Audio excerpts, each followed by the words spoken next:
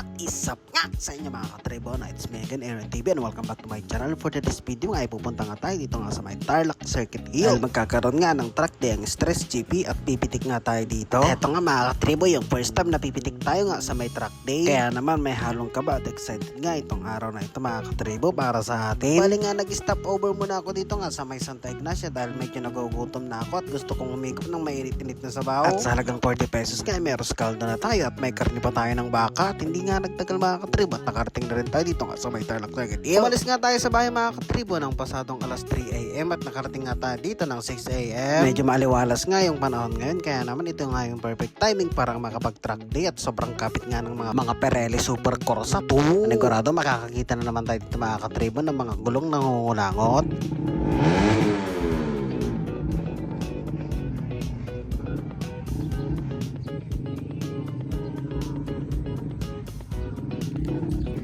Dito tayo sa may Tarlac Circuit Hill ngayon mga katribo. Hinahanap ko sila Vince kaso lang wala pa naman sila. Mga riders na doon. Tapos may mga naglalakat na sa race. Ako kung sila. Vince ba yan? Diba hindi siya? So nag-scrutiny na sila dito sa may racetrack mga katribo.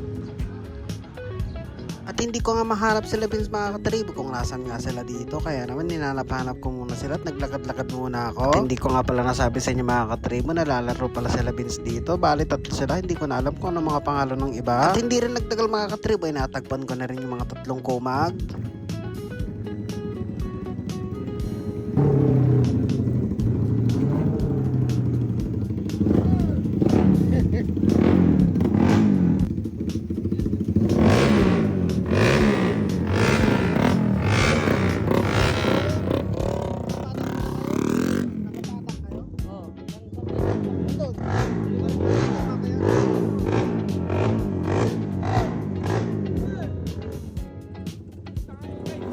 At this moment nga mga katribo, yung mga riders nga natatakbo nga dito sa may racetrack ay inaayos na nila yung kanilang mga motor. So sa pagpasok nga dito sa may racetrack mga katribo ay may mga rules na kailangan mong sundin. Kaya na ito mga katribo, itong taillight ay kailangan lagyan ng duct tape para pag nabasag ay hindi kakalat nga sa racetrack. Yung mga salamin at headlight mga katribo ay kailangan ding lagyan ng duct tape para nga hindi makapag-cause ng accident sa ibang riders. Ano ginagawa mo boy?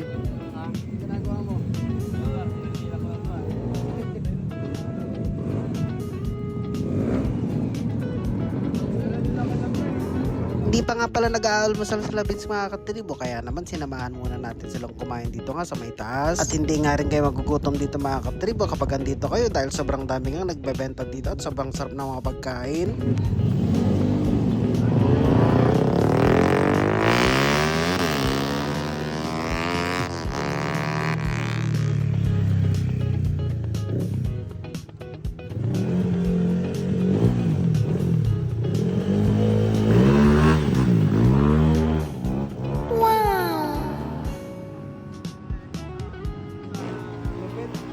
Dito nga mga katribo ay nakikita nga tayo ng RC Super X para sa Sniper 155. Sobrang angas, kulay orange. Leg ang tama!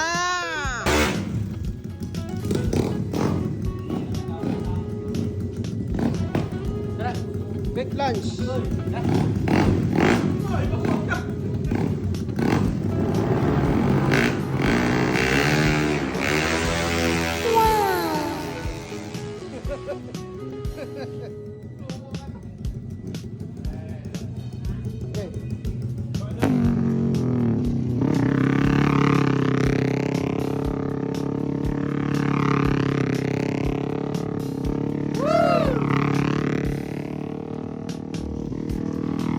So sa morning session nga mga katribo para nga sa mga riders ay kailangan muna nilang mapamilyarize ang buong racetrack para nga ma-aware sila sa mga likuan at apex. Dahil kung hindi nyo nga alam mga katribo, itong ang Tarlac Circuit Hill ay isa sa mga pinakamahirap na racetrack dito nga sa buong Pilipinas. Kaya naman mga katribo, napakahalaga nga na dapat kabisado mo lahat ng paliko-liko dito. At sobrang hirap nga dito mga katribo na mag-overshoot ka at magkaalanganin kapag ikaw ay nag-overshoot na. Kaya nga mga katribo, nung last time na naglaro tayo dito ay na-play ko nga yung sinabi sa atin nito Trupa Motodeck, yung look where you want to go, kung saan ka pupunta, doon ka tumingin para hindi ka ma-overshoot boy. So oras na nga mga katribo, parang humanap nga tayo ng pwesto natin kung saan tayo pipitik. Dapat yung magandang anggulo kung saan sila bumabangking. Hindi nga palang mga pitik natin mga katribo ay makikita nyo nga dito sa ating Facebook page. Abang-abang na lang kung kailan ko siya mapopost at may edit. At ang gamit pala nating lens dito mga katribo ay yung ang kit lens nga lang. Wala nga tayong zoom lens. Mas maganda sana yun, pampitik dito nga sa may racetrack. Kaso lang wala talaga tayong pera, kaya naman tiis-tiis muna tayo dito sa may kit lens. Diba rin mga katribo, first time pa lang naman at nag-aaral pa lang naman tayo. At para nga sa susunod na pipitik tayo, alam na natin kung ano ang kalakaran dito. Narito na nga mga katribo yung mga unang naglaro dito, sobrang bibilis.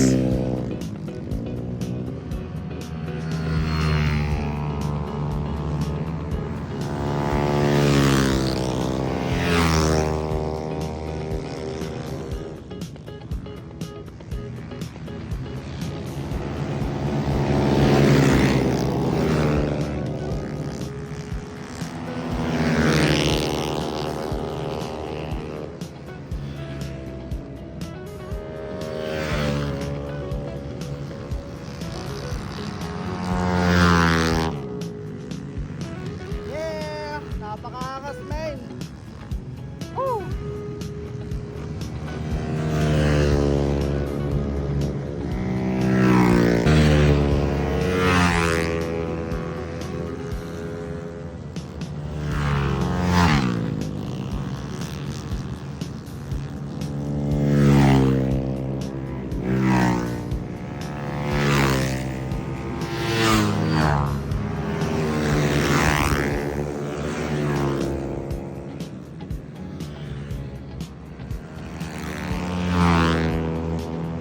Alright, so underbone na mga katribo.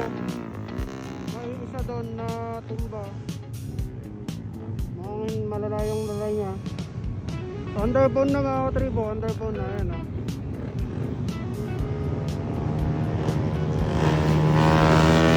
So dito tayo nakapwesto mga katribo, ano yung mga riders. Mayroong isa doon na medyo hindi maganda ang tama.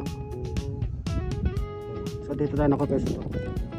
Para yung turn nila, ito, maganda yung kuha natin dito. Ito lang, dito ba o doon? Ito, tingnan natin. Ayan, so ando na yung rescue mga katribo.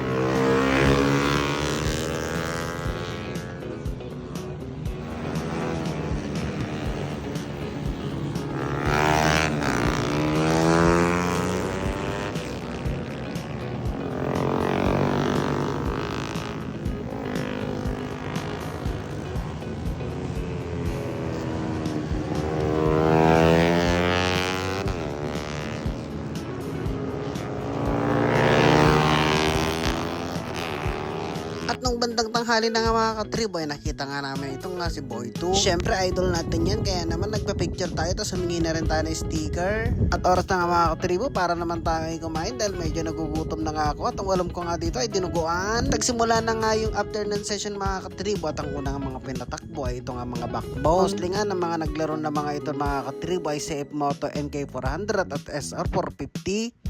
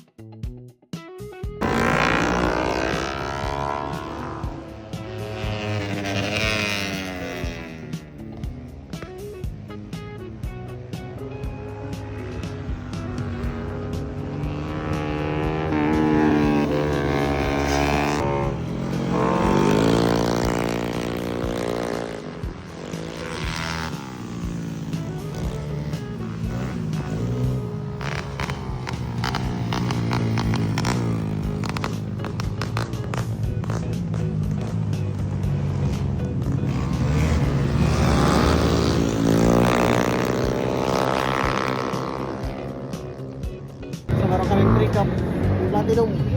Shoutout Platinum. Trabaho. Ginawa niyo.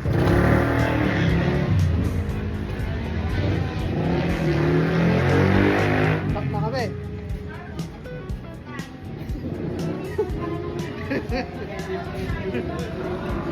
At dito nga mga katrip ay halo-halo na nga yung mga pumasok at naglaro dito. So sama-sama na silang nakapasok dito.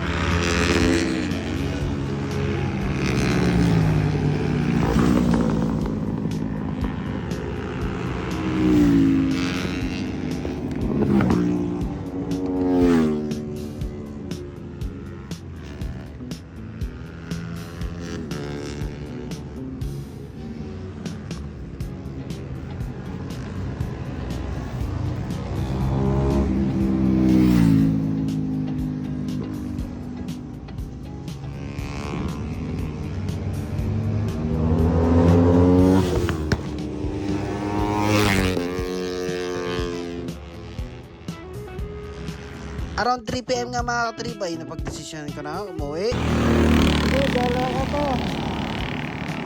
Mahal ng gas, gala ka pa. At dito nga mga katribo, bago nga tayo umuwi, bilhan naman natin ng pasalubong itong si commander natin. 100 na to. Tupig 100.